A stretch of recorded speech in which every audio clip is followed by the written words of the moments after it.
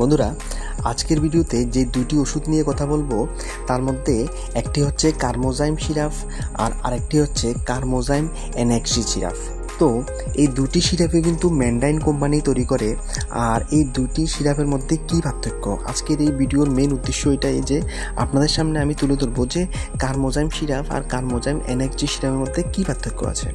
তো মনে রাখবেন, কার্মোজাইম সিরাপের যে কম্পোজিশন সেখানে আমি একটু দেখে নিচ্ছি যে এখানে আছে ডায়াস্টেস আইপি 150 mg, তারপরে pepsin IP 2.5 mg, vitamin B2 IP 1.25 mg, niacinamide IP 12.5 mg, তাছাড়া নাক্স ভূমিকা টিংচার আছে 0.0125 ml, এছাড়া কম্পাউন্ড কার্ডামম টিংচার আছে 0.075 ml, ক্লোরোফর্ম 0.005 ml, আর ক্যাজিন হাইড্রোসাইলেট 225 mg বা 225 mg, আর alcohol IP 5% weight by volume in a flavoured syrupy base. ঠিক আছে, এটা হচ্ছে গিয়ে কম্পোজিশন। আর appropriate overages of vitamins and enzymes added to compensate probable loss on storage.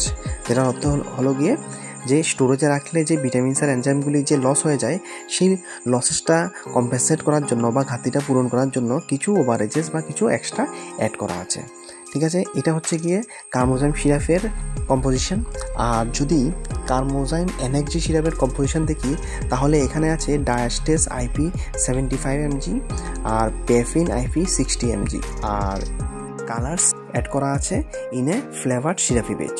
Appropriate overages of enzyme added to compensate probable loss on storage. যেটা আমি বলেছি যে ওভারেজেস অ্যাড করা থাকে স্টোরেজে যে লস হয় সেটা কম্পেনসেট করার জন্য। তো কম্পোজিশনের মধ্যে একটা বিশাল ফারাক আছে। ম্যান্ডাইন কোম্পানি যে কার্মোজাইম এনএক্সজি সিরাপটা তৈরি করেছে এটার কম্পোজিশন আর কার্মোজাইম সিরাপের কম্পোজিশনের মধ্যে কিন্তু ফারাক আছে। কার্মোজাইম সিরাপের মধ্যে অনেকগুলি উপাদান আছে, তাছাড়া ওইখানে দুটো ভিটামিন অ্যাড করা আছে। আর কার্মোজাইম এনএক্সজি সিরাপের মধ্যে মেইনলি ডায়াস্টেস আর পেপিন অ্যাড করা আছে। এটা হচ্ছে কি একটা পার্থক্য। আর দ্বিতীয় নম্বর পার্থক্য হচ্ছে গিয়ে কার্মোজাইম সিরাপটা সুগার ফ্রি না, এটার মধ্যে সুগার আছে।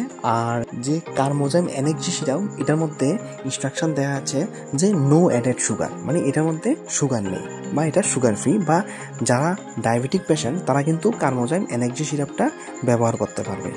তো এই দুটোই হচ্ছে গিয়ে মেইনলি পার্থক্য এই দুটো সিরাপের মধ্যে।